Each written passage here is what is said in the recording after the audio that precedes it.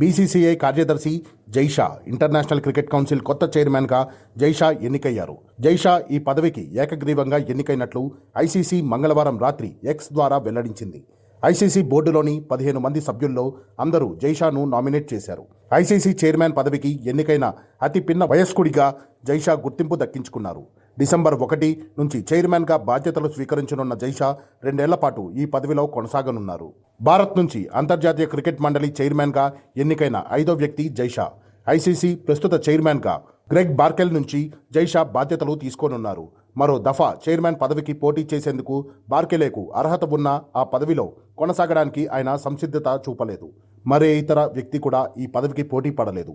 ICC chairman పదవికి nomination సమర్పించడానికి మంగళవారం సాయంత్రంతో గడువు ముగిసే సమయానికి జైషా తప్ప ఎవరూ నామినేషన్ దాఖలు చేయకపోవడంతో ఆయన ఏకగ్రీవంగా ఎన్నికైనట్లు ప్రకటించారు. 2019 నుంచి బీసీసీఐ కార్యదర్శిగా బాధ్యతలు నిర్వహిస్తున్న జైషా క్రికెట్ను మరింత పాపులర్ చేసేందుకు కీలక చర్యలు తీసుకున్నారు.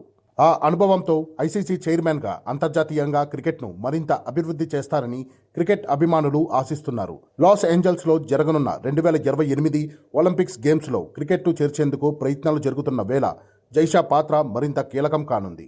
ఇంటర్నేషనల్ క్రికెట్ కౌన్సిల్ చైర్మన్గా నామినేట్ కావడాన్ని నేను గౌరవంగా భావిస్తున్నా. క్రికెట్ను మరింత గ్లోబలైజ్ చేసేందుకు నేను, ఐసీసీ సభ్యులు, మా సభ్య దేశాలతో కలిసి పనిచేస్తాము.